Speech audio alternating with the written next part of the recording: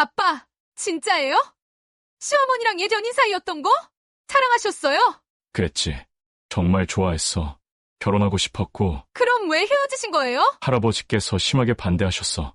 집안 체면 문제도 있었고 미옥이네 집 형편이 어려워서 탐탁지 않아 하셨지. 시어머니가 아빠 아이를 임신하셨었다는 거 알고 계셨어요?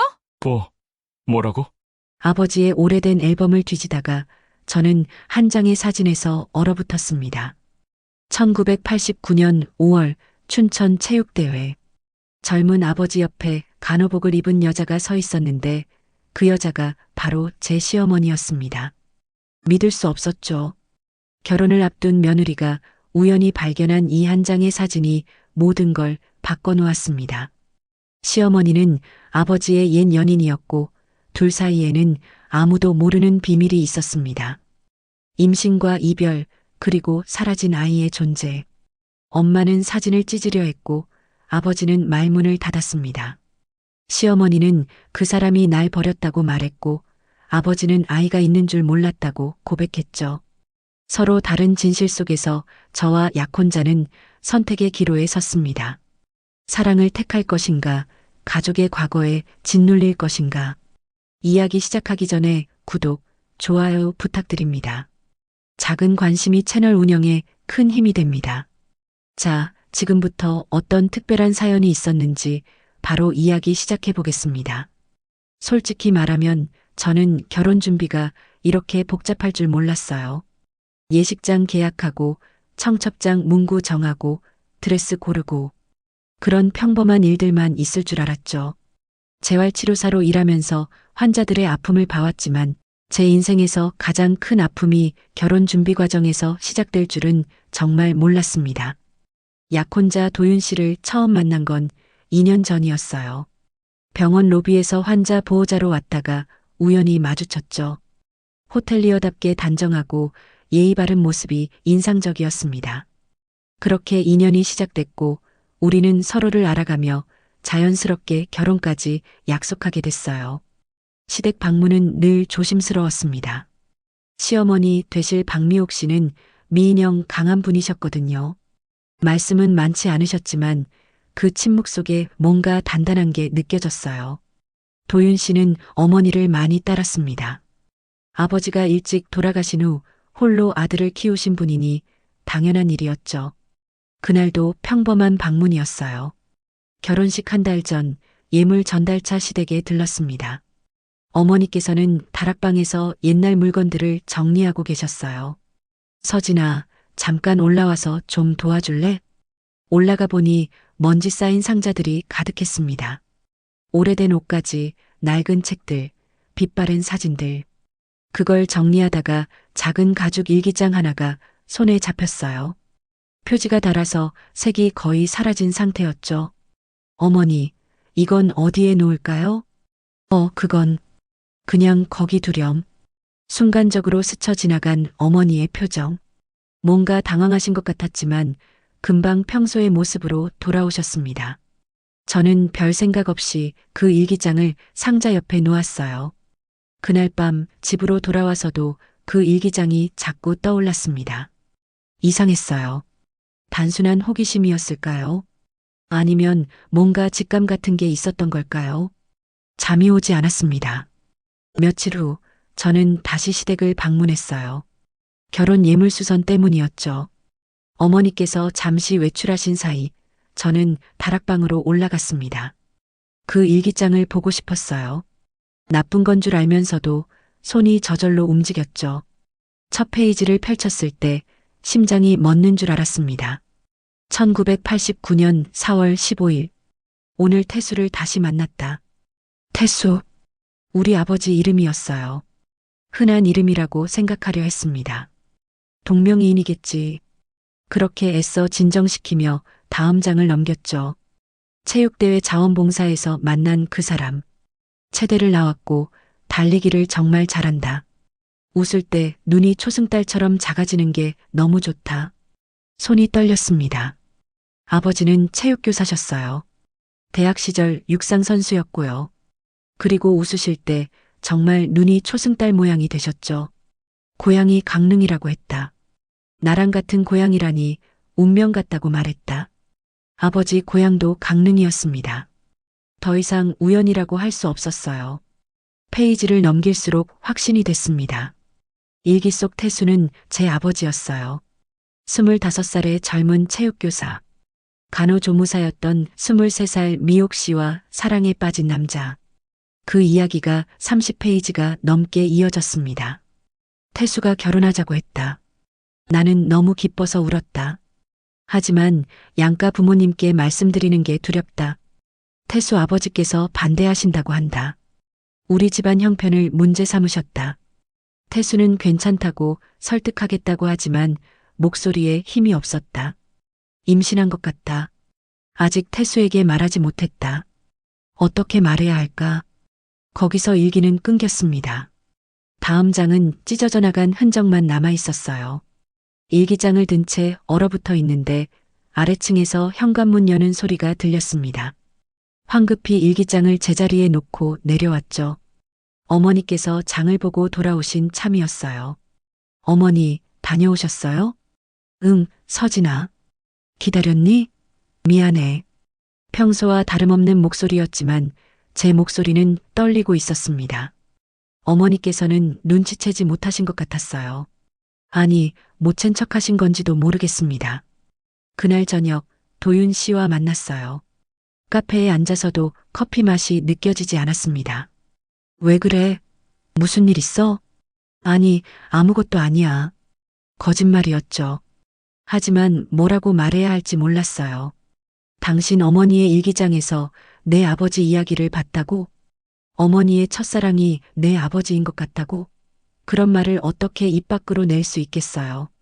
서진아, 나한테 뭐든지 말해. 우리 곧 결혼하잖아.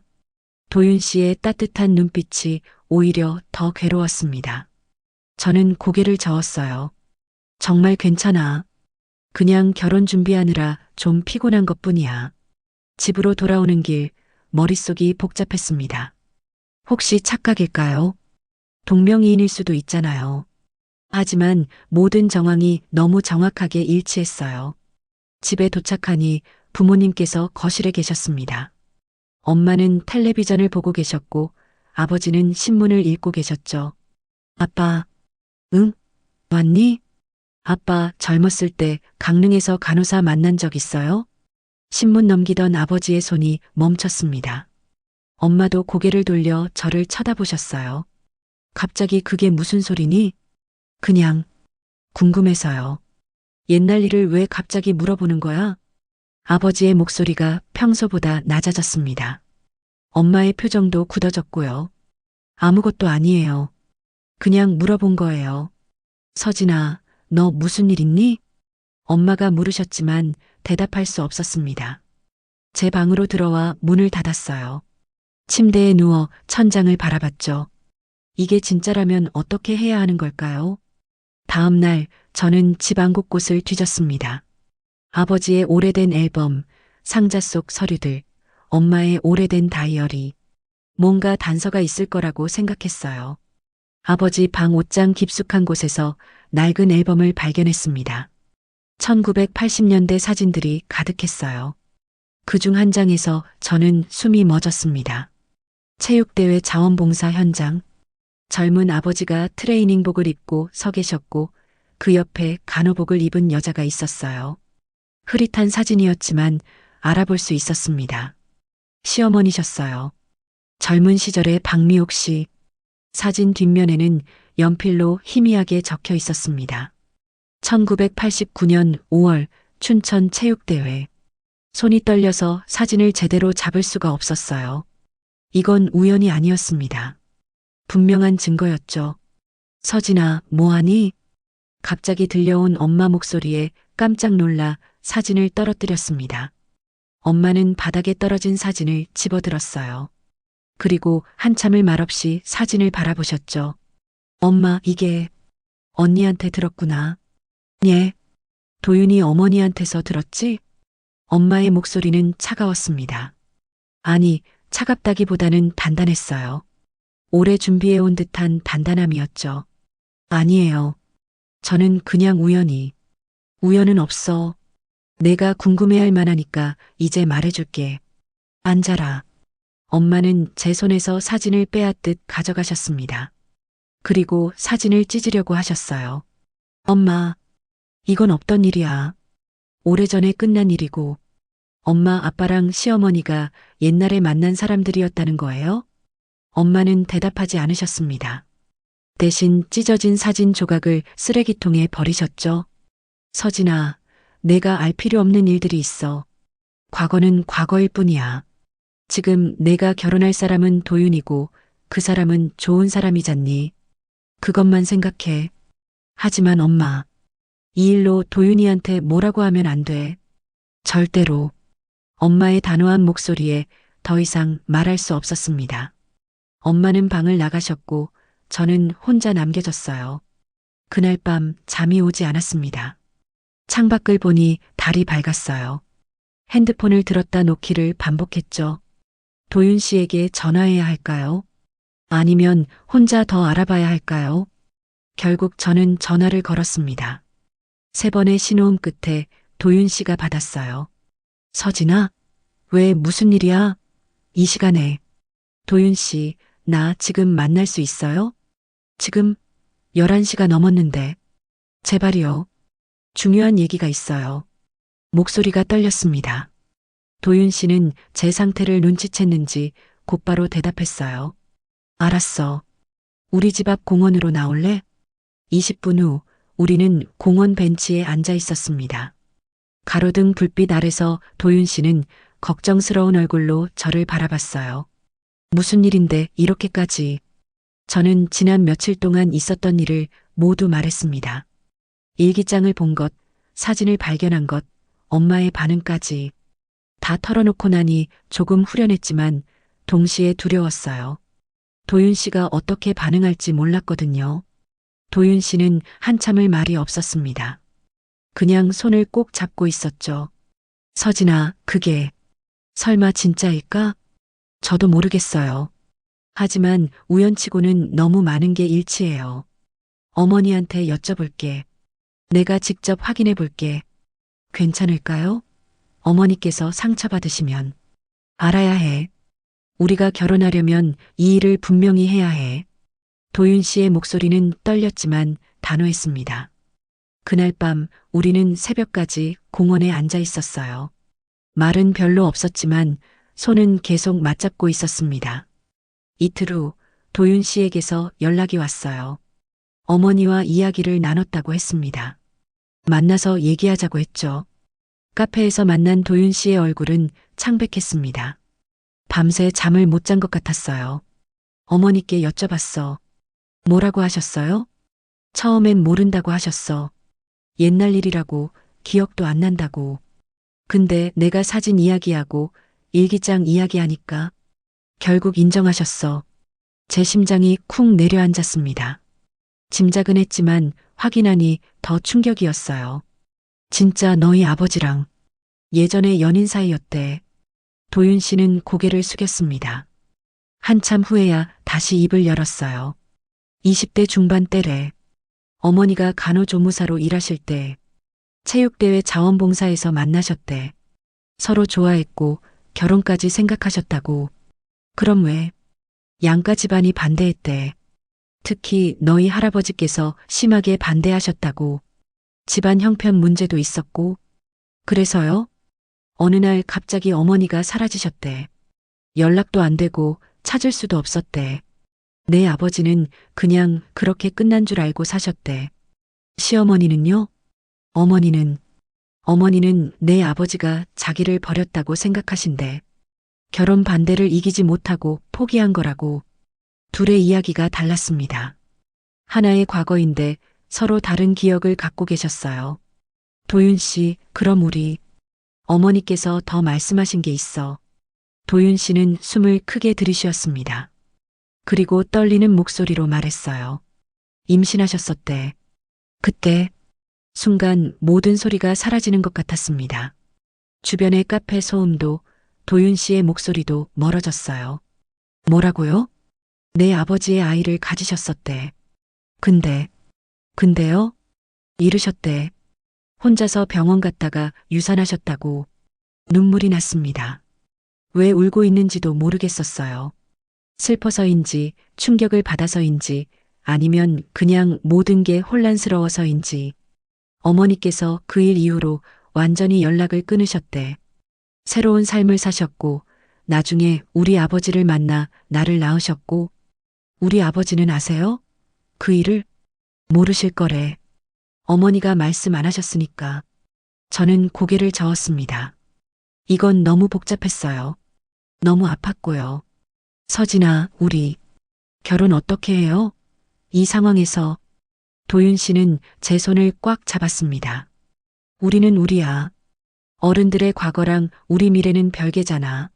하지만 시어머니가 우리 아버지의 옛 연인이었고 아기까지 가졌었다는 걸 알면서 어떻게 평범하게 결혼해요? 그래도 우리는 남이잖아. 혈연 관계도 없고 맞는 말이었습니다. 우리는 남이었어요. 법적으로도 혈연적으로도 아무 문제가 없었죠. 하지만 마음이 그렇게 간단하지 않았어요. 시간을 좀 가질래요. 생각 정리할 시간이 필요해요. 알았어. 서두르지 말자. 천천히 생각해보자. 그날 이후 저는 며칠 동안 집에만 있었습니다. 휴가를 냈고 누구도 만나지 않았어요. 계속 생각했죠. 어떻게 해야 하는지, 뭐가 옳은 건지. 일주일쯤 지났을까요? 아버지께서 제 방문을 두드리셨어요. 서진아, 나 좀 보자. 거실로 나가니 아버지 혼자 계셨습니다. 엄마는 외출하신 모양이었어요. 앉아라. 아버지의 목소리는 무거웠습니다. 아버지는 한참을 말없이 창밖을 바라보셨어요. 엄마한테 들었다. 내가 알게 됐다고. 아빠, 미안하다. 숨긴 건 아니었어. 그냥 오래전에 끝난 일이라고 생각했거든. 진짜예요? 시어머니랑 옛 연인 사이였던 거? 아버지는 고개를 끄덕이셨습니다. 25살 때였어. 나는 첫 발령 받아서 춘천에 있었고 미옥이는 병원에서 일했지. 체육대회 자원봉사에서 만났어. 사랑하셨어요? 그랬지. 정말 좋아했어. 결혼하고 싶었고. 그럼 왜 헤어지신 거예요? 아버지는 긴 한숨을 쉬셨습니다. 할아버지께서 반대하셨어. 심하게. 집안 체면 문제도 있었고 미옥이네 집 형편이 어려워서 탐탁지 않아 하셨지. 나는 약했어. 할아버지 뜻을 거스를 용기가 없었어. 그래서요? 미옥이한테 시간을 달라고 했어. 설득하겠다고. 근데 어느 날 갑자기 연락이 끊겼어. 찾아다녔지만 행방을 알 수 없었고 나중에 들으니 다른 도시로 떠났다고 하더라고. 왜 떠나신 걸까요? 모르겠어. 나를 믿지 못했나 봐. 아니면 다른 이유가 있었겠지. 다른 이유요? 아버지는 고개를 저으셨습니다. 모르겠다. 그냥 추측일 뿐이야. 어쨌든 그렇게 끝났어. 나는 2년 뒤에 엄마를 만났고 결혼했지. 시어머니는요? 모르겠어. 어떻게 사셨는지, 어떻게 도윤이 아버지를 만나셨는지. 한 번도 다시 연락한 적 없어. 아빠, 한 가지만 물어볼게요. 응? 시어머니가 임신하셨었다는 거 알고 계셨어요? 아버지의 얼굴이 굳었습니다. 그 표정만으로도 알 수 있었어요. 모르셨던 거예요. 뭐라고? 시어머니가 도윤 씨한테 말씀하셨대요. 그때 임신했었는데 유산하셨다고. 아버지는 소파에 주저앉으셨습니다. 손으로 얼굴을 가리셨어요. 몰랐어. 정말 몰랐어. 알았으면 어떻게 하셨을 거예요? 당연히 책임졌지. 결혼했을 거야. 할아버지 반대를 무릅쓰고라도. 아버지의 목소리가 떨렸습니다. 후회와 죄책감이 섞인 목소리였어요. 왜 나한테 말을 안 했을까? 왜지? 왜 혼자서? 아빠, 괜찮아요. 괜찮을 리가 없지. 내가 제대로 했어야 했는데. 저는 아버지를 처음 그렇게 무너진 모습으로 봤습니다. 언제나 의젓하고 강하셨던 아버지가 그렇게 우시는 걸 처음 봤어요. 그날 이후 집안 분위기는 무거워졌습니다. 아버지는 말수가 줄었고 엄마는 더 날카로워지셨어요. 저는 그 사이에서 혼란스러웠죠.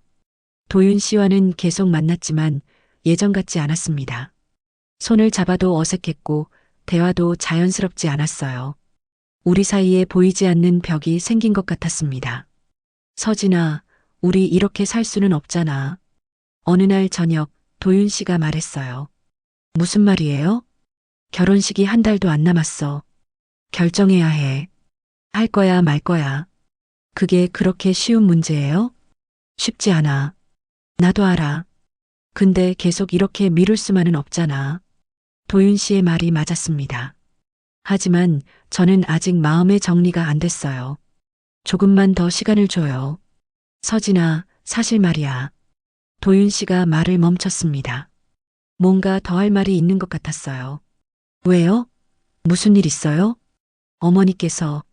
어머니께서 내 아버지를 만나고 싶어 하셔. 심장이 철렁했습니다. 왜요? 제대로 된 이야기를 나눠보고 싶으시대. 그때 무슨 일이 있었는지, 왜 그렇게 됐는지.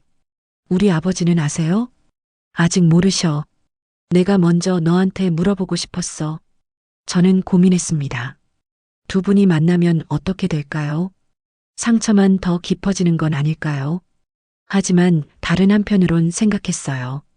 어쩌면 이게 필요한 일일지도 모른다고. 알았어요. 아빠한테 말씀드릴게요. 정말? 네. 어차피 피할 수 없는 일이면 제대로 마주하는 게 나을 것 같아요. 그날 밤 저는 아버지를 찾아갔습니다. 아버지는 서재에서 책을 읽고 계셨어요. 아빠, 시어머니께서 아빠를 만나고 싶어 하세요. 책을 들고 있던 아버지의 손이 멈췄습니다. 미호기가? 네. 그때 일에 대해서 제대로 이야기를 나누고 싶으시대요. 나는 아빠 만나주세요. 제발요.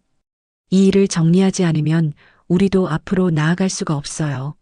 아버지는 한참을 망설이셨습니다. 그러다 천천히 고개를 끄덕이셨어요. 알았다. 만남아. 일주일 후 우리는 조용한 찻집에서 만났습니다. 아버지와 시어머니 그리고 저와 도윤 씨 4명이 테이블에 앉았어요. 공기가 무거웠습니다. 시어머니께서 먼저 입을 여셨어요. 오랜만이네요. 그러게요. 아버지의 목소리는 떨렸습니다. 시어머니도 마찬가지였고요.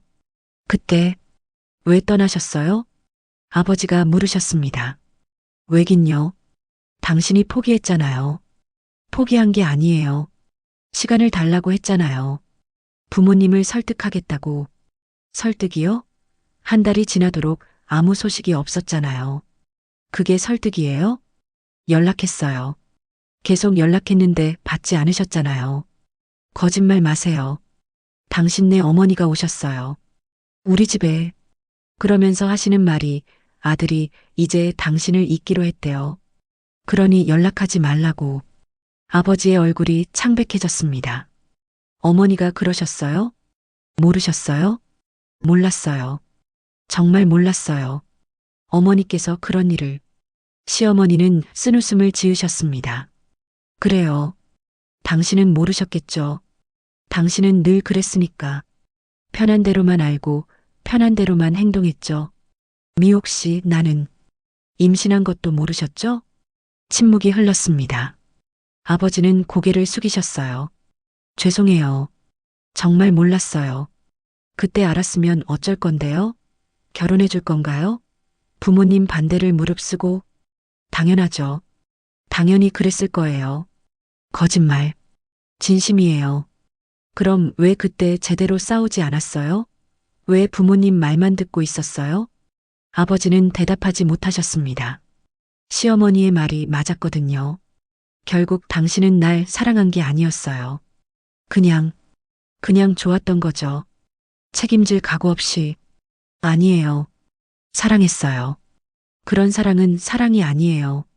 시어머니의 목소리가 떨렸습니다. 눈가가 붉어지셨어요. 혼자서 병원 갔어요. 혼자서 아이를 잃었어요.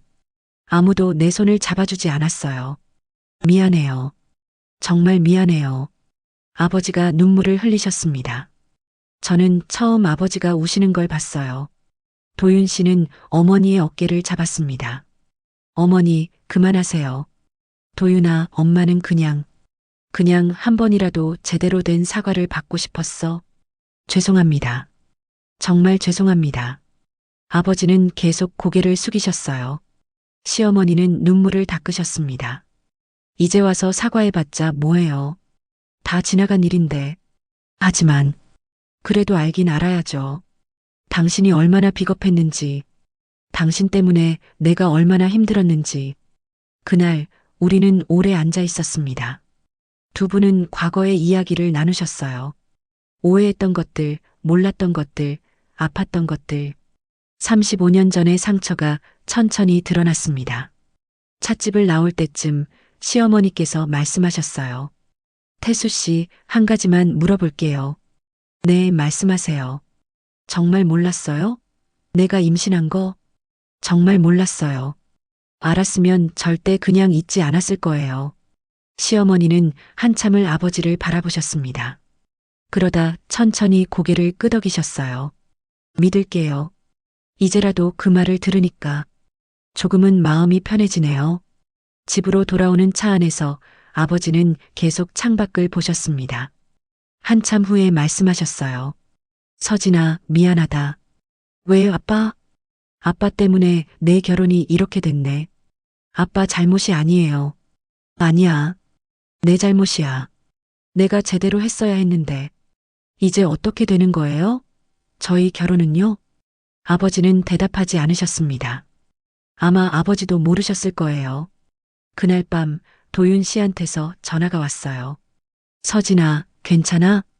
잘 모르겠어요. 너무 혼란스러워요. 나도 그래. 어머니가 우시는 거 처음 봤어. 미안해요. 왜 내가 미안해? 우리 아버지 때문에. 서진아, 이건 아무 잘못도 아니야. 그냥 불행한 일이었던 거야. 도윤 씨, 우리 결혼 어떻게 할 거예요? 전화기 너머로 도윤 씨의 한숨 소리가 들렸습니다. 모르겠어. 솔직히 모르겠어. 너는 어떻게 하고 싶어? 저도 모르겠어요. 사랑하긴 하는데. 뭔가 복잡해요. 시간을 더 가져볼까? 결혼식을 미루는 거야. 하객들한테 뭐라고 해요? 청첩장도 다 돌렸는데. 솔직하게 말하면 안 될까? 집안 사정이 좀 복잡해졌다고. 사람들이 뭐라고 할까요? 상관없어. 중요한 건 우리잖아. 맞는 말이었습니다. 중요한 건 우리였어요. 하지만 우리만의 문제가 아니었죠. 두 집안의 과거가, 어른들의 상처가 우리를 묶고 있었습니다. 며칠 후 저는 동생 주리를 만났어요. 주리는 제 이야기를 듣고 화를 냈습니다. 언니, 미친 거 아니야? 그냥 결혼하면 되지. 왜 이렇게 복잡하게 생각해? 간단한 문제가 아니야. 뭐가 간단하지 않아? 언니랑 도윤 오빠는 남이잖아. 혈연 관계도 없고 아빠랑 시어머니가 옛날에 사귀었다고 해서 뭐가 달라져? 달라지지. 많이 달라져. 뭐가? 기분이 이상해. 시어머니를 볼 때마다 아빠 생각이 나고 아빠를 볼 때마다 시어머니 생각이 나. 그건 언니가 너무 예민한 거야. 주리야, 넌 몰라. 시어머니가 아기를 잃으셨어. 아빠의 아기를. 주리의 표정이 굳었습니다. 그게 진짜야? 응. 혼자서 병원 갔다가 유산하셨대. 헐. 그 이야기를 들으니까 자꾸 생각이 나. 만약 그 아기가 살았으면 어땠을까?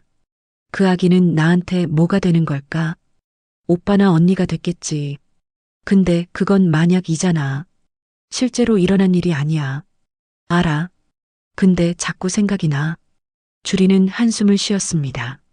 언니 인생이야. 언니가 행복하면 그게 답이야. 과거는 과거일 뿐이고 그렇게 간단하면 좋겠어. 집으로 돌아오는 길에 엄마한테서 전화가 왔어요. 서진아, 어디야?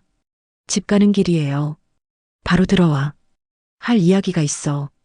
집에 도착하니 부모님께서 거실에 앉아 계셨습니다.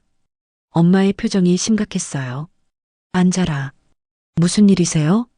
엄마는 테이블 위에 서류 봉투를 올려놓으셨습니다. 이게 뭐예요? 열어봐. 봉투를 열었습니다. 안에는 오래된 병원 서류가 들어 있었어요. 산모 수첩, 입원 기록, 그리고 이게 뭐예요? 분만실 이송 기록? 엄마는 침묵하셨습니다. 아버지가 대신 말씀하셨어요. 미옥 씨가 아기를 유산한 게 아니었어. 예. 아기는 태어났어. 제대로 태어났는데 병원에서 사산으로 처리했대. 머리가 멍해졌습니다. 그게 무슨 소리예요? 할아버지께서 병원에 돈을 주고 기록을 그렇게 조작하셨대. 왜요? 집안 체면 때문이었겠지. 혼의 출산이었으니까. 그럼 그 아기는요? 지금 어디 있어요? 부모님은 대답하지 않으셨습니다. 엄마가 천천히 입을 여셨어요. 입양 보냈을 거야. 당시에는 그런 일이 많았어. 찾아야 해요. 그 아기를 찾아야 해요. 서진아, 35년 전 일이야. 어떻게 찾아? 그래도 찾아야죠. 살아계시잖아요. 어딘가에. 아버지가 고개를 숙이셨습니다. 나도 찾고 싶어. 내 아이니까. 하지만 뭐예요? 기록이 없어. 할아버지께서 모두 없애셨어. 저는 울음이 터졌습니다. 왜 이렇게 됐을까요? 왜 이렇게 복잡해진 걸까요? 다음 날 저는 도윤 씨에게 모든 걸 말했습니다. 도윤 씨도 충격을 받았어요. 그럼 그 아기가 지금 살아계실 거예요. 35살쯤 되셨겠죠. 찾아야 해. 우리가 찾아야 해. 어떻게요? 병원 기록, 입양 기관, 뭐든지 찾아보자. 반드시 흔적이 있을 거야. 그날부터 우리는 과거를 추적하기 시작했습니다. 당시 병원을 찾아갔지만 오래된 기록은 대부분 폐기됐다고 했어요. 입양 기관도 마찬가지였습니다. 기록 보존 의무가 20년이에요. 35년 전 자료는 없어요. 막막했습니다. 어디서부터 어떻게 찾아야 할지 모르겠었어요. 그러던 어느 날 도윤 씨가 연락을 해왔습니다. 서진아, 옛날에 그 병원에서 일하셨던 간호사를 찾았어. 정말요? 응. 지금은 은퇴하셨는데 당시 일을 기억하신대. 우리는 바로 그 간호사를 찾아갔습니다. 70대 중반쯤 되신 할머니셨어요. 그때 일을 기억하세요? 희미하게나마. 워낙 오래전 일이라. 혹시 박미옥 씨라는 분 기억하세요? 1989년에 출산하신. 할머니는 눈을 가늘게 뜨셨습니다. 박미옥. 아, 그 젊은 아가씨. 기억나? 정말요? 응. 그날 밤이 특별했거든. 보호자도 없이 혼자 오셨어. 아기 낳고 나서도 아무도 찾아오지 않았고. 아기는요? 아기는 어떻게 됐어요?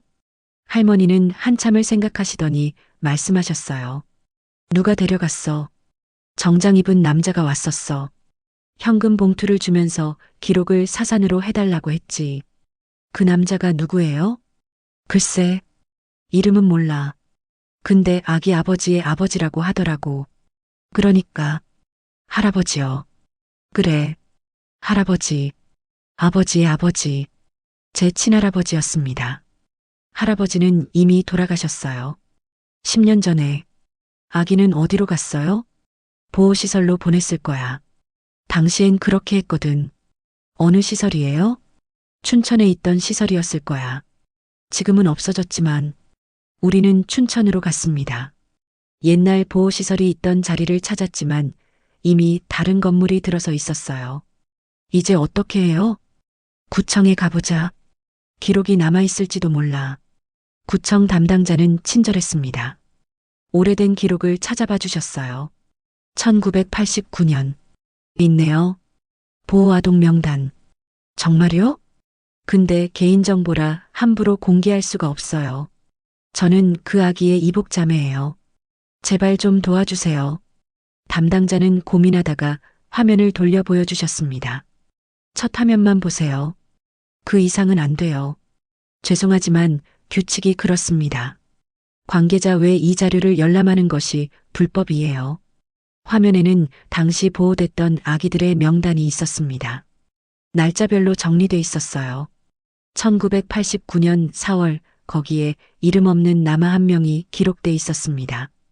코드 번호가 있네요. 빨리 적어요. 도윤 씨가 번호를 적었습니다. 담당자가 화면을 껐습니다. 죄송하지만 이게 전부예요. 더는 도와드릴 수 없어요. 감사합니다. 정말 감사합니다. 우리는 그 번호를 가지고 입양기관을 찾아다녔습니다. 세 곳째에서 드디어 연결고리를 찾았어요. 이 코드, 우리 기관을 거쳐갔네요. 어디로 갔어요? 지방 소도시의 한 가정으로 입양됐어요. 주소 알 수 있을까요? 죄송하지만 개인정보라. 제발이요. 저희 가족이에요. 직원은 한참을 망설이다가 쪽지에 주소를 적어주셨습니다. 이것도 규정 위반이에요. 비밀로 해주세요. 우리는 그 주소로 찾아갔습니다. 오래된 주택가였어요. 문패를 보니 다른 성씨가 적혀 있었습니다. 초인종을 눌렀습니다. 중년 여성이 나오셨어요. 누구세요? 저희는 혹시 이 집에 35년 전에 입양된 아이가 있었나요? 여성의 표정이 굳었습니다. 무슨 일로 찾으시는데요? 가족이에요. 생가족이에요. 네. 여길 어떻게 알고? 일단 들어오세요. 거실로 안내받았습니다. 여성은 차를 내오며 말했어요. 부모님은 이미 돌아가셨어요. 10년 전에. 아이는요? 해외에 나가 있어요. 지금 연락할 수 있을까요? 왜 찾으시는 거예요? 35년 동안 소식도 없다가 갑자기. 저는 모든 걸 설명했습니다. 시어머니의 이야기, 할아버지가 한 일, 우리가 찾아온 이유. 여성은 눈물을 흘리셨어요. 그 아이가 그렇게 태어난 거였군요. 부모님께서 말씀 안 하셔서 몰랐어요. 만날 수 있을까요? 제발 한 번만 부탁드립니다. 연락은 해볼게요. 근데 그 아이가 원할지는 모르겠어요. 이해해요. 그래도 연락만이라도 해주세요. 일주일 후 그 여성한테서 전화가 왔어요. 연락했어요. 근데요? 만나고 싶지 않다고 해요. 지금의 삶이 좋다고, 과거를 다시 끄집어내고 싶지 않다고. 가슴이 무너졌습니다. 하지만 이해가 됐어요. 35년을 다른 삶을 살아온 사람에게 갑자기 생가족이 나타난다는 게 얼마나 혼란스러울까요? 알겠어요.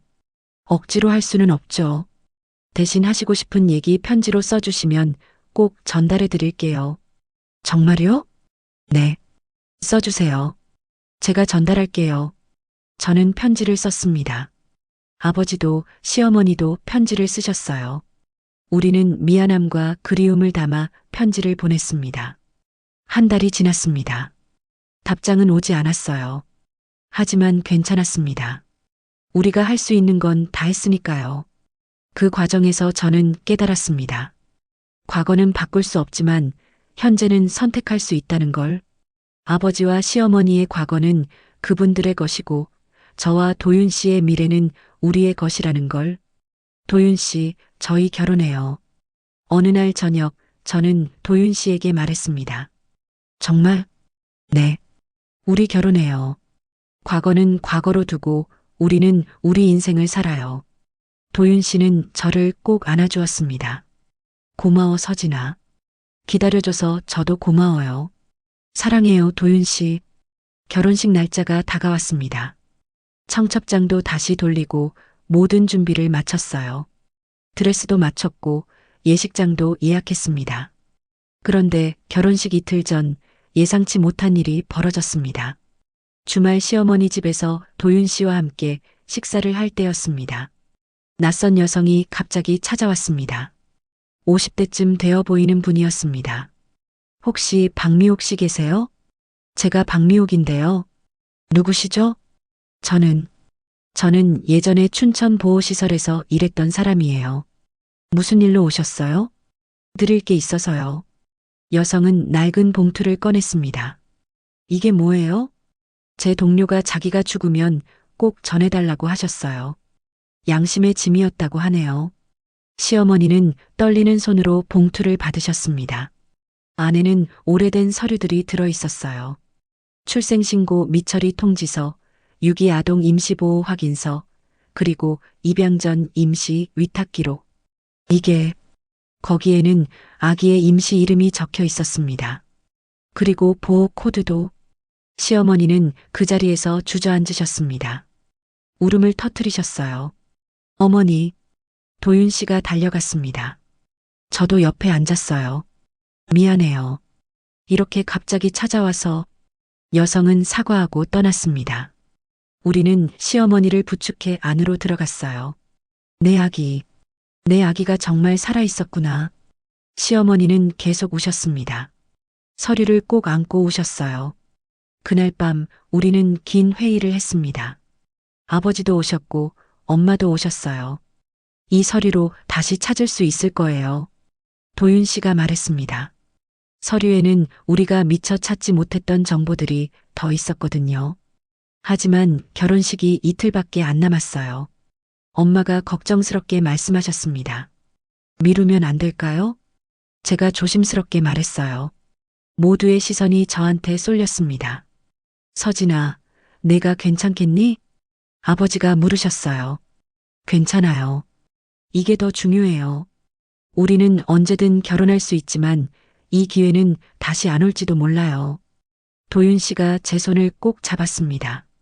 그럼 하객들한테는 뭐라고 할까? 사실대로 말해요. 급한 가족 일이 생겼다고. 다음 날 우리는 부랴부랴 하객들에게 연락을 돌렸습니다. 결혼식이 연기됐다고, 새로운 날짜는 추후 공지하겠다고. 당연히 소문이 났습니다. 왜 갑자기 결혼식을 미뤘냐고, 무슨 문제가 있냐고. 친척들도 전화를 해왔어요. 서진아, 도대체 무슨 일이니? 고모가 전화하셨습니다. 죄송해요, 고모. 급한 일이 생겨서요. 파혼하는 거 아니지? 아니에요. 절대 아니에요. 하지만 해명할수록 더 의심을 샀습니다. 사람들은 뭔가 큰 문제가 있을 거라고 생각했어요. 우리는 신경 쓸 겨를이 없었습니다. 새로운 서류를 들고 다시 구청으로 갔어요. 이 보호 코드로 다시 찾아봐 주실 수 있나요? 담당자가 바뀌어 있었습니다. 젊은 남자 직원이었어요. 신분증 보여주세요. 저희는 친가족이에요. 그래도 규정상 본인 동의 없이는. 제발이요. 이 사람은 자기가 입양됐다는 사실도 모를 수 있어요. 직원은 난감한 표정을 지었습니다. 상급자와 상의해 볼게요. 잠시만 기다려주세요. 30분을 기다렸습니다. 드디어 직원이 돌아왔어요. 특별히 도와드릴게요. 하지만 이건 정말 예외적인 경우예요. 감사합니다. 컴퓨터 화면에 기록이 떴습니다. 보호 코드를 입력하자 여러 정보가 나왔어요. 이상하네요. 뭐가요? 이 코드로는 최종 입양 기록이 안 나와요. 중간에 전원된 것 같은데. 전원이요? 네. 다른 시설로 옮겨진 거예요. 보호 후 3개월쯤 지나서. 어디로요? 서울이네요. 서울에 있던 교회 부설 위탁시설로. 우리는 즉시 서울로 향했습니다. 주소를 찾아가니 오래된 교회가 있었어요. 하지만 위탁시설은 이미 문을 닫은 지 오래였습니다. 목사님 계세요? 교회 사무실에 들어가 물었습니다. 누구를 찾으시나요? 35년 전에 이 교회에서 위탁시설을 운영하셨다는데요. 아, 그건 선대 목사님 시절 일이에요. 지금은 은퇴하셨고요. 연락처 알 수 있을까요? 개인정보라. 제발이요. 정말 중요한 일이에요. 직원은 고민하다가 전화번호를 적어주었습니다. 직접 연락해보세요. 제가 먼저 말씀은 드릴게요. 그날 저녁 은퇴하신 목사님을 만났습니다. 80대의 노인이셨어요. 그때 일을 기억하시나요? 희미하게나마. 많은 아이들이 거쳐갔거든요. 1989년 4월에 춘천에서 온 남자 아기요. 목사님은 눈을 감고 생각에 잠기셨습니다. 춘천에서. 아, 그 아기. 기억나요. 정말요? 특별한 경우였거든요. 보통은 바로 입양 가정으로 연결되는데 그 아기는 친가 측에서 인도 요청이 들어왔어요. 심장이 뛰었습니다. 누가 요청했어요? 아버지라고 했던 것 같은데. 서류에 서명이 있었어요. 그 서류 아직 있나요? 보관하고 있을 거예요. 잠깐만요. 목사님은 서재로 들어가셨습니다. 한참 후에 낡은 파일을 들고 나오셨어요. 여기 있네요. 파일을 열었습니다. 거기에는 인도 요청서가 있었어요. 흐릿한 글씨로 이름이 적혀 있었습니다. 인도 요청인 윤태수, 아버지 이름이었습니다. 아빠가 찾으셨구나. 시어머니가 서류를 보며 눈물을 흘리셨습니다. 그런데 왜 데려가지 못하신 거예요? 목사님이 다음 페이지를 넘겼습니다. 거기에는 메모가 적혀 있었어요. 인도 당일 연락 두절. 일주일 후 다른 위탁 가정으로 전원 조치. 이게 무슨 뜻이에요? 약속한 날에 안 오셨어요. 계속 연락을 시도했지만 닿지 않았고요. 우리도 아기를 계속 맡아둘 수 없어서 다른 곳으로 보냈죠. 어디로요? 부산이었어요. 거기 있는 위탁 가정으로. 지금도 연락되나요? 모르겠어요. 한번 알아볼게요. 목사님은 전화를 걸었습니다. 몇 번의 통화 끝에 연락처를 받았어요. 여기에요. 전화해 보세요. 우리는 바로 전화를 걸었습니다. 전화를 받은 건 노부인이었어요. 여보세요? 혹시 35년 전에 서울 교회에서 남자 아기를 위탁받으신 적 있으세요? 있죠. 그런데 누구세요? 저희는 그 아기의 친가족이에요. 전화기 너머로 긴 침묵이 흘렀습니다. 그 아이는 우리 집에 1년 정도 있었어요. 그러다가 정식으로 입양됐죠. 어디로요? 경기도 어느 가정으로요. 좋은 분들이었어요. 교사 부부셨죠. 연락처 알 수 있을까요? 글쎄요. 오래전 일이라. 잠깐만요. 찾아볼게요. 다시 긴 기다림이었습니다. 10분쯤 지나서 노부인이 다시 전화를 받았어요. 찾았어요. 근데 이 번호가 지금도 쓰이는지는 모르겠어요. 번호를 받아 적었습니다. 손이 떨렸어요. 전화해 볼까요? 도윤 씨가 물었습니다. 저는 고개를 끄덕였어요. 전화를 걸었습니다. 신호음이 길게 울렸습니다. 받지 않으면 어쩌나 싶었는데 5번째 신호음에 누군가 받았어요. 여보세요? 중년 남자의 목소리였습니다. 혹시 35년 전에 남자 아기를 입양하신 분이신가요? 누구세요? 저희는 그 아이의 생가족이에요. 긴 침묵이 흘렀습니다. 어떻게 저희를 찾으셨죠? 오랜 시간 추적했어요. 만날 수 있을까요? 갑자기 이러시면 곤란한데요. 저희 아이도 있고, 제발이요. 한 번만 만나게 해주세요. 남자는 한참을 망설였습니다. 일단 아이한테 물어볼게요. 아이가 원하면 연락드릴게요. 감사합니다. 꼭 연락 기다릴게요. 전화를 끊었습니다. 이제 또 기다려야 했어요. 일주일이 지났습니다. 연락이 오지 않았어요. 우리는 초조하게 기다렸습니다. 열흘째 되는 날 드디어 전화가 왔어요. 만나고 싶다고 해요. 심장이 터질 것 같았습니다. 정말요? 네. 이번 주말에 시간 괜찮으세요? 네. 언제든지 괜찮아요. 드디어 만나게 됐습니다. 35년 만에. 약속 장소는 조용한 카페였어요. 우리는 일찍 도착해서 기다렸습니다. 아버지와 시어머니, 그리고 저와 도윤 씨. 문이 열렸습니다. 한 남자가 들어왔어요. 35살쯤 되어 보이는 평범하게 생긴 남자였습니다. 시어머니가 일어나셨습니다. 눈물이 주르륵 흘렀어요. 안녕하세요. 남자는 어색하게 인사했습니다. 우리도 일어나 인사했어요. 앉으세요. 자리에 앉았습니다. 한동안 아무도 말하지 못했어요. 저는 이준호라고 해요. 준호 씨 만나줘서 고마워요. 시어머니가 떨리는 목소리로 말씀하셨습니다. 솔직히 많이 혼란스러워요. 갑자기 친부모님이 나타나셨다니. 미안해요. 정말 미안해. 궁금한 게 있어요. 왜 저를 버리신 거예요? 직설적인 질문이었습니다. 하지만 당연한 질문이기도 했죠. 아버지가 입을 여셨어요. 버린 게 아니야. 찾으려고 했어. 정말 찾으려고 했는데. 그럼 왜 못 찾으신 거예요? 내 아버지가 내 할아버지가 막았어. 가족을 위협했고, 돈도 끊었고, 나는 한 달 동안 잠적해야 했어. 그 사이에 내가 다른 곳으로 옮겨진 거야. 준호는 아무 말 없이 듣고 있었습니다. 난 내 어머니가 유산했다고 알고 있었어. 내가 살아있는 줄 몰랐어. 알았다면 절대 포기하지 않았을 거야. 어머니는요? 어머니도 몰랐어요? 시어머니가 고개를 끄덕이셨습니다. 병원에서 사산이라고 했어. 아기 얼굴도 보지 못했어. 그냥 모든 게 끝났다고 생각했지. 준호의 눈가가 붉어졌습니다. 그럼 저는 누구의 잘못도 아닌 거네요. 그래. 내 잘못이 아니야. 우리 잘못도 아니고. 그냥 불행한 일이었어. 한참 동안 침묵이 흘렀습니다. 준호가 다시 입을 열었어요.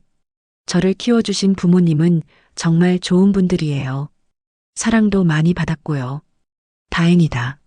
지금도 행복해요. 좋은 직장도 다니고 결혼도 했어요. 아이도 하나 있고요. 그래, 정말 다행이다. 시어머니는 계속 눈물을 닦으셨습니다. 그래서 솔직히 말씀드리면 저는 생부모님과 관계를 만들 생각은 없어요. 우리는 숨을 죽였습니다. 지금의 제 가족이 소중하거든요. 갑자기 새로운 가족이 생기면 혼란스러울 것 같아요. 이해해. 당연히 이해해. 아버지가 말씀하셨습니다. 다만 한 가지는 알고 싶었어요. 저를 버린 게 아니라는 걸. 그것만 확인하면 됐어요. 버리지 않았어. 절대로. 그럼 됐어요. 이제 마음이 편해졌어요. 준호는 일어났습니다. 가시는 거예요? 네. 더 이상은 힘들 것 같아요. 한 가지만 물어봐도 될까? 제가 조심스럽게 물었습니다. 뭐죠? 행복하세요? 준호는 잠시 생각하더니 고개를 끄덕였어요. 네. 행복해요. 그럼 됐어요. 그것만으로 충분해요. 준호는 돌아서 나갔습니다. 우리는 그의 뒷모습을 바라봤어요. 그날 저녁 아버지와 시어머니 도윤 씨, 저 넷이 만났습니다.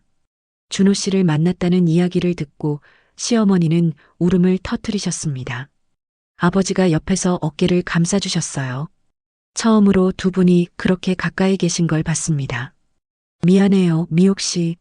아니에요. 이제 다 알게 됐으니 용서해 줄 수 있어요? 용서할 게 뭐가 있어요? 당신도 피해자였잖아요. 그래도 이제 놓아요. 다 놓아요. 우리 아들은 행복하대요. 그것만으로 충분해요. 두 분은 오랫동안 그렇게 앉아 계셨습니다. 저와 도윤 씨는 조용히 자리를 떴어요. 밖으로 나왔습니다. 해가 지고 있었어요. 서진아. 응? 우리 결혼하자.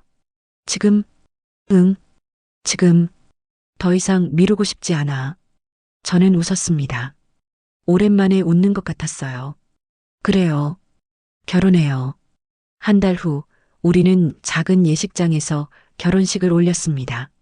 화려하지 않았지만 따뜻했어요. 아버지와 시어머니는 나란히 앉아 계셨습니다. 예전의 연인이 아니라 이제는 사돈으로서, 과거의 아픔을 함께 견뎌낸 동료로서. 주례 말씀이 끝나고 서약 시간이 왔습니다. 신랑 강도윤 씨, 신부 윤서진 씨를 평생의 반려자로 맞이하겠습니까?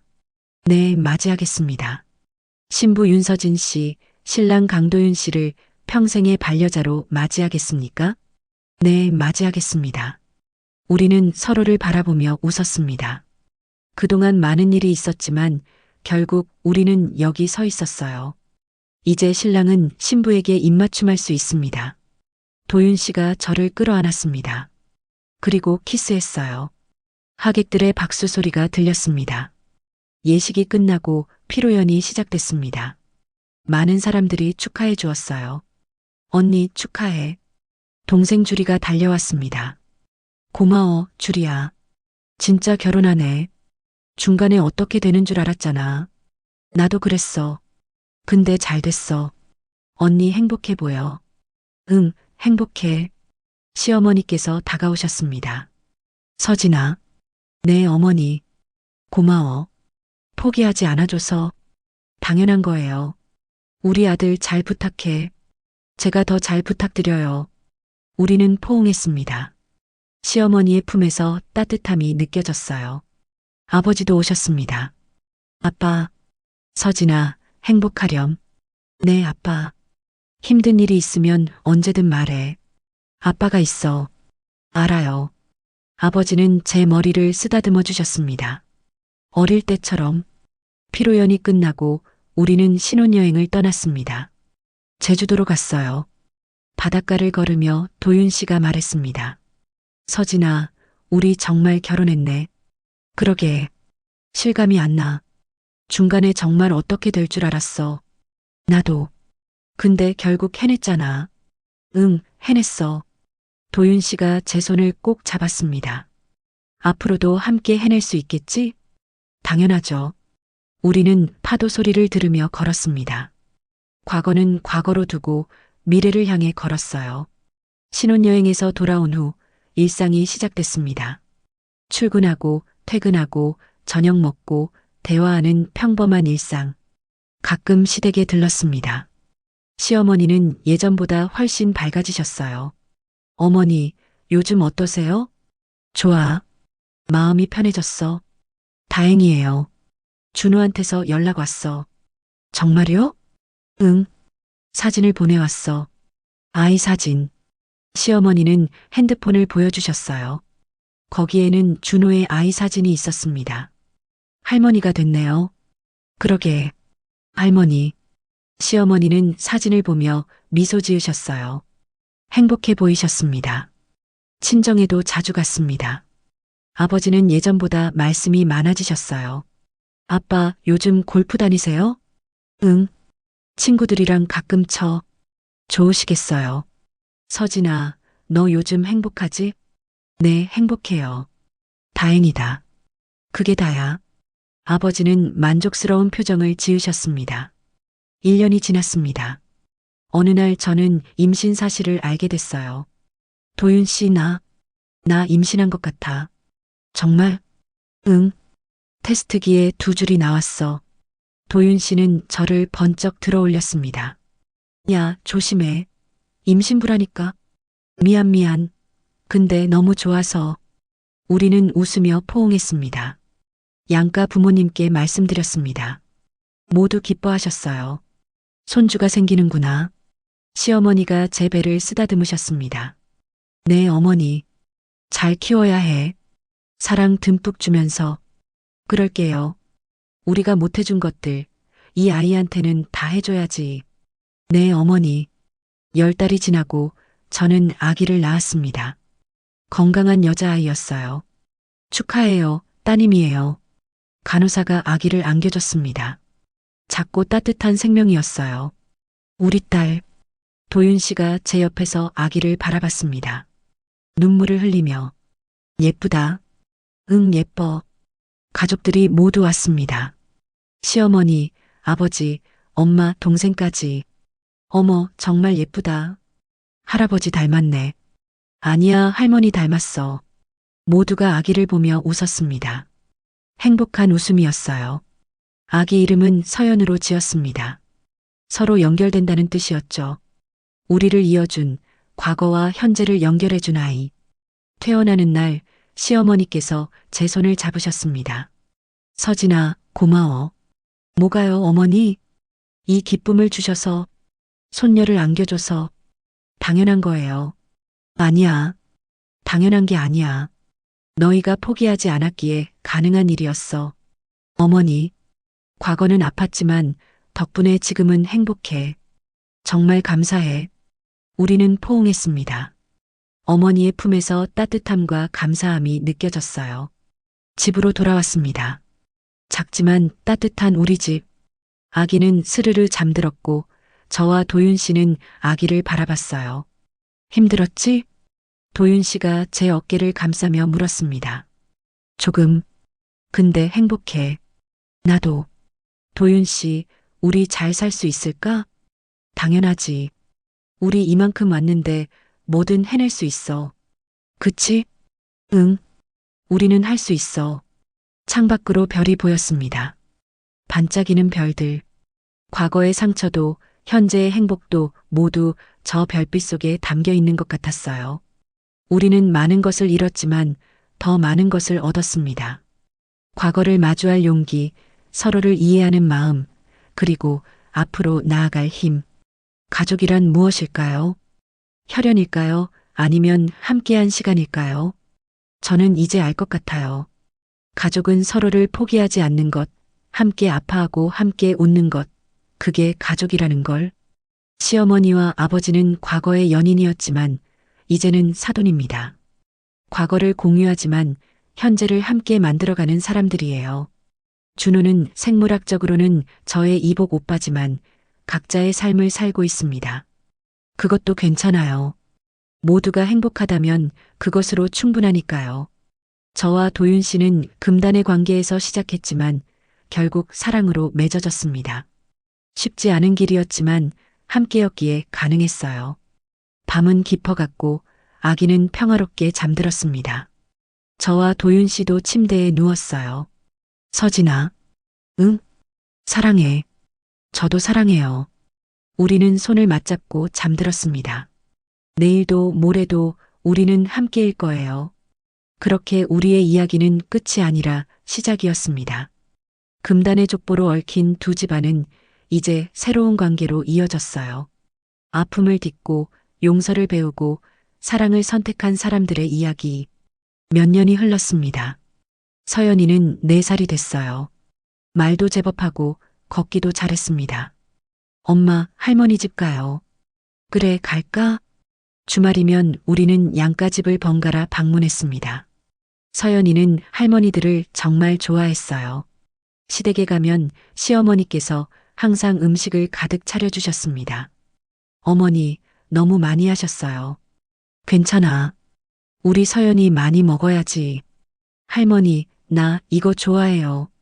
서연이가 깡충깡충 뛰며 말했습니다. 그래. 그럼 할머니가 자주 만들어줄게. 시어머니는 서연이를 무릎에 앉히고 밥을 먹여주셨어요. 그 모습을 보면 가슴이 따뜻해졌습니다. 친정에 가면 아버지께서 서연이와 놀아주셨어요. 할아버지, 공놀이예요. 그래, 우리 공주님. 아자. 아버지는 마당에서 서연이와 공을 주고받으셨습니다. 예전에는 볼 수 없었던 모습이었어요. 이제 아버지는 과거의 무게에서 벗어나신 것 같았습니다. 아빠, 좋아 보이세요. 그래, 요즘 참 행복해. 손녀 덕분이지. 아빠 덕분이에요. 아빠가 용기 내주셔서. 아니야. 너희 덕분이야. 너희가 포기하지 않았으니까. 저녁이면 양가 식구들이 모두 모일 때도 있었습니다. 시어머니와 아버지, 엄마, 그리고 우리 가족. 처음엔 어색했지만 이제는 자연스러웠어요. 과거를 공유하지만 그것에 얽매이지 않는 사람들. 서로를 존중하고 이해하는 사람들. 미옥 씨, 요즘 어떠세요? 엄마가 시어머니께 물으셨습니다. 이제는 편하게 이름을 부르셨어요. 좋아요. 마음이 정말 편해요. 다행이에요. 저도 그래요. 두 분은 마주보며 미소 지으셨습니다. 한때는 같은 남자를 사이에 두고 불편했을 두 사람. 이제는 손주를 사이에 두고 가까워진 사람들이었습니다. 준호한테서 또 연락 왔어요. 시어머니가 말씀하셨습니다. 그래요? 뭐래요? 내년에 한국 온대요. 그때 잠깐 만나자고. 잘 됐네요. 응. 천천히 관계를 만들어가는 중이야. 억지로 가족이 되려는 게 아니라 서로 알아가는 거지. 그게 맞는 것 같아요. 준호와 시어머니는 1년에 한두 번 연락을 주고받았습니다. 사진도 보내고 안부도 물었어요. 거창한 관계는 아니었지만 서로를 기억하고 있다는 것만으로도 의미가 있었습니다. 아버지도 준호에게 편지를 보낸 적이 있었어요. 사과의 편지였죠. 준호는 답장을 보내왔습니다. 아버지께서 저를 찾으려 하셨다는 걸 알게 됐습니다. 저는 이제 모든 걸 이해합니다. 아버지를 용서합니다. 그리고 감사합니다. 저를 잊지 않으셨다는 것만으로도 충분합니다. 그 편지를 읽으며 아버지는 울었습니다. 오랜 죄책감에서 벗어나는 눈물이었어요. 어느 날 도윤 씨가 제안했습니다. 서진아, 우리 둘째 가질까? 정말? 응. 서연이도 동생 있으면 좋아할 것 같고. 그러면 좋지. 우리는 다시 새 생명을 준비했습니다. 그리고 1년 후 아들을 낳았어요. 아들이에요. 축하드려요. 고마워요. 작은 아들을 안았습니다. 서연이를 닮았지만 또 달랐어요. 이름은 뭘로 할까? 준서. 준서는 어때? 준서? 응. 준호 형님의 준자를 따서 도윤 씨가 말했습니다. 저는 고개를 끄덕였어요. 좋아. 준서. 준비된 서쪽이라는 뜻도 있고, 아니야. 준수한 서쪽이 아니라 준호 형과 서진 너를 기억하자는 거야. 고마워요. 뭐가? 이해해줘서, 받아줘서, 당연한 거지.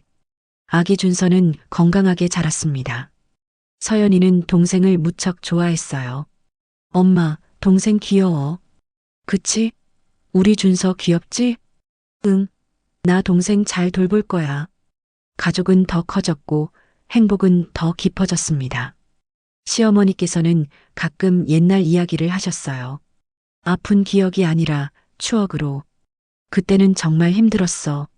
근데 지금 생각하면 그것도 내 삶의 일부였던 거지. 어머니, 후회하세요? 아니, 후회는 안 해. 그 일이 없었다면 도윤이도 없었을 테니까. 그리고 너희도 서연이도 준서도 없었겠지. 그렇네요. 인생은 참 묘해. 가장 아팠던 일이 결국 가장 큰 축복으로 돌아오니까. 맞는 말씀이었습니다. 우리의 아픔은 결국 우리를 더 단단하게 만들었어요. 준호가 한국에 왔을 때 우리는 모두 만났습니다. 양가 식구 모두와 준호 가족까지.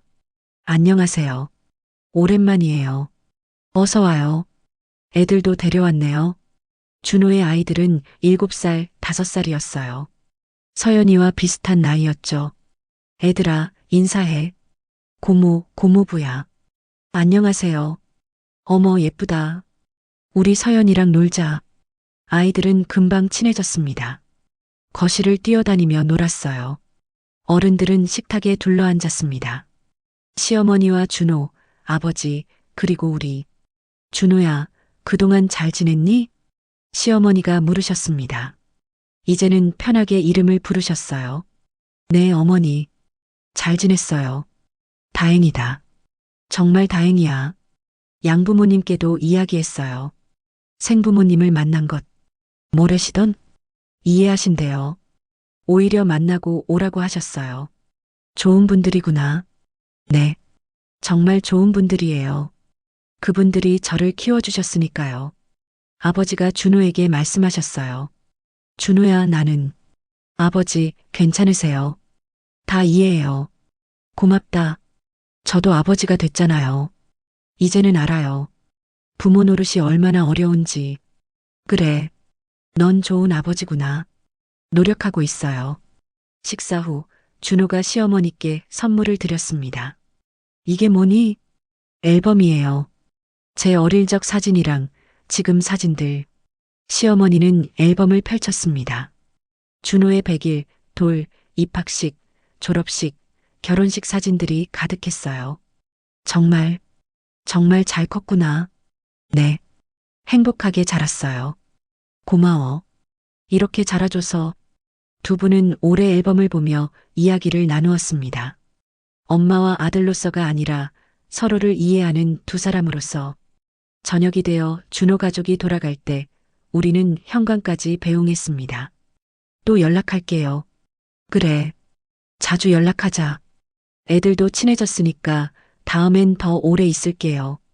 그래, 그러면 좋겠다. 준호는 아버지와 포옹했습니다.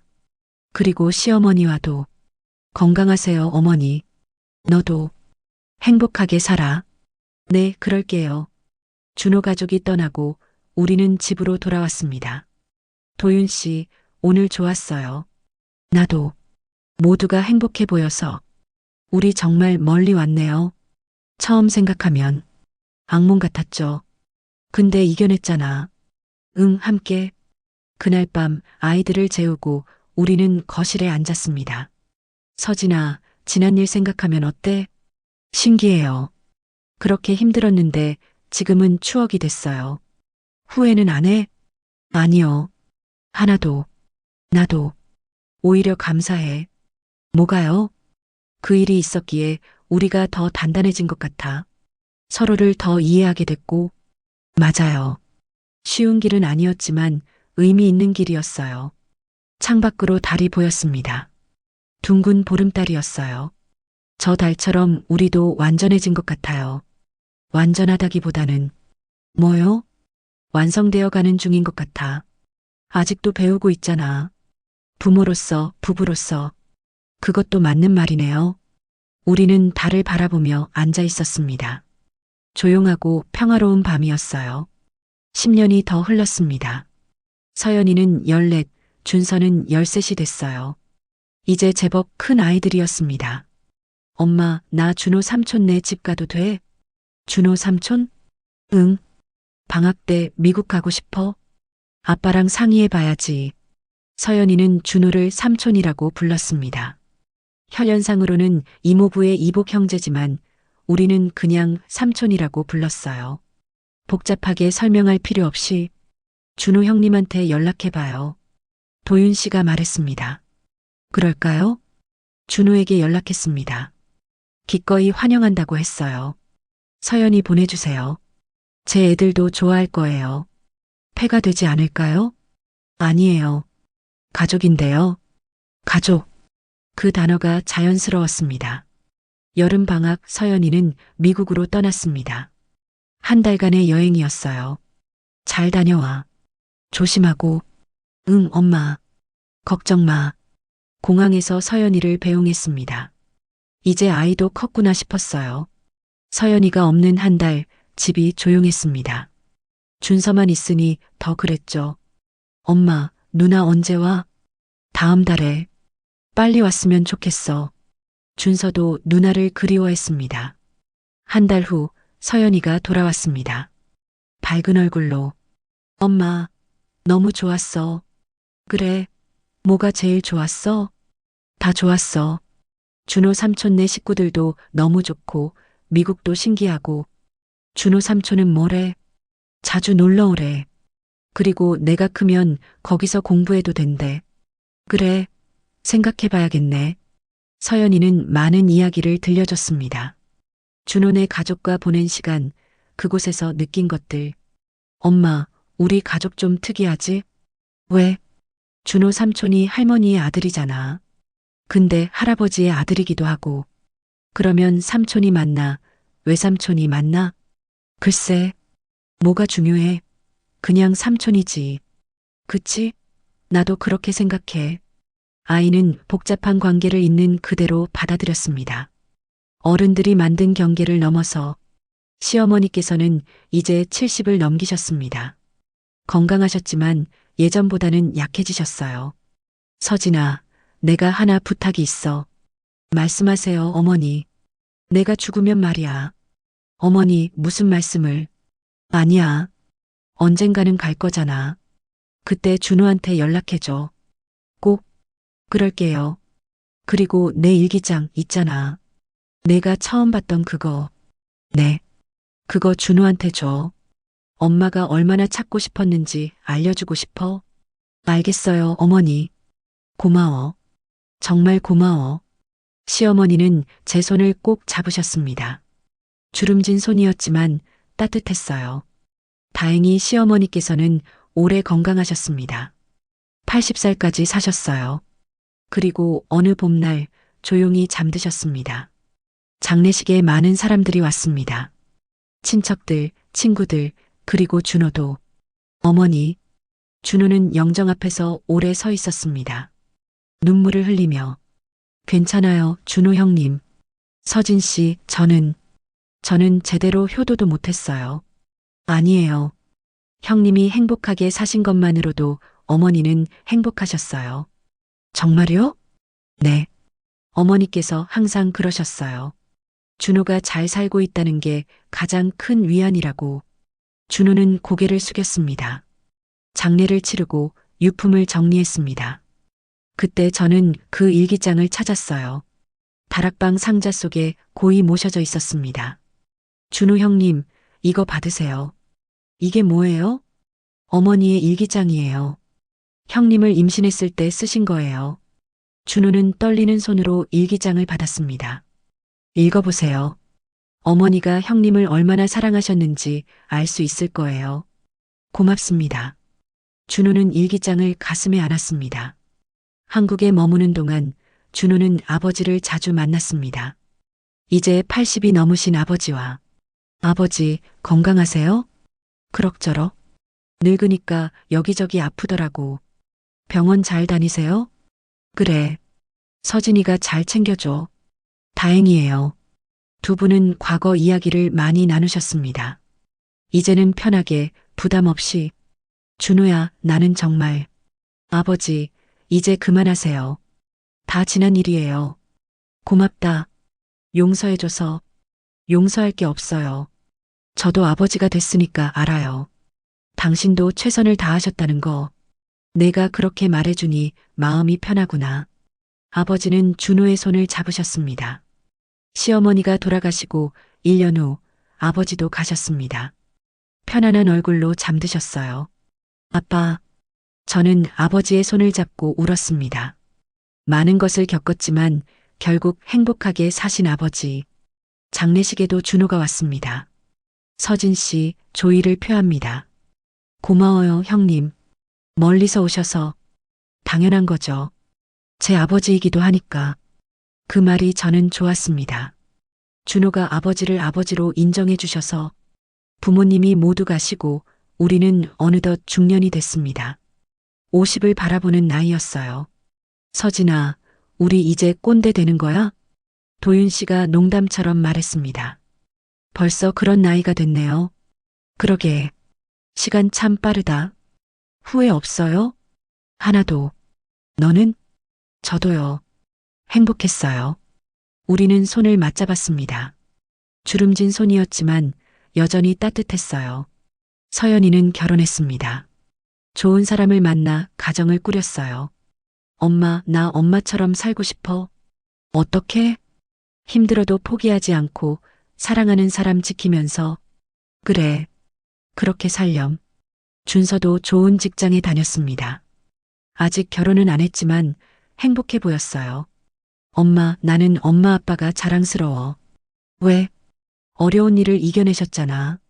그게 대단한 거야. 고마워, 준서야. 아이들이 우리를 이해해주니 그것만으로도 감사했습니다.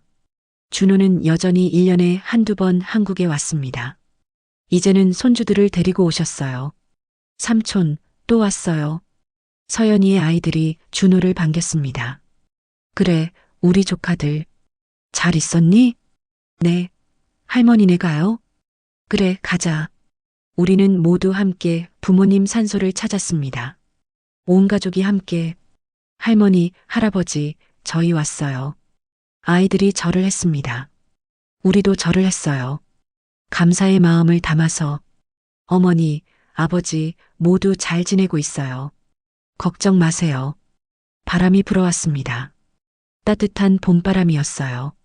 우리는 오래 그곳에 머물렀습니다. 이야기를 나누며 추억을 떠올리며. 서진아, 우리 참 멀리 왔지? 그러게요. 정말 멀리.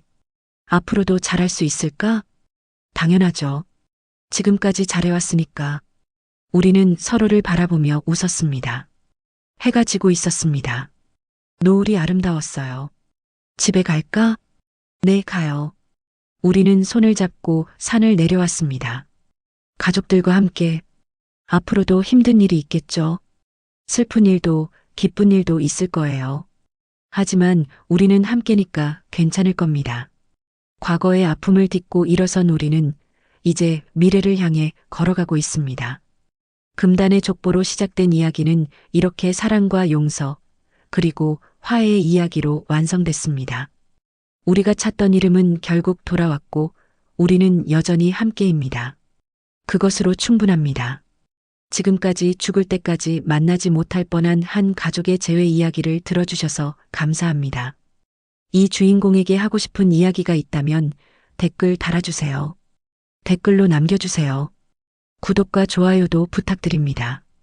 이 이야기가 널리 알려지도록 지인분께 공유해 주신다면 서로에게 선한 영향력이 되어 행운이 올 거라 생각합니다. 새벽다방이었습니다. 감사합니다.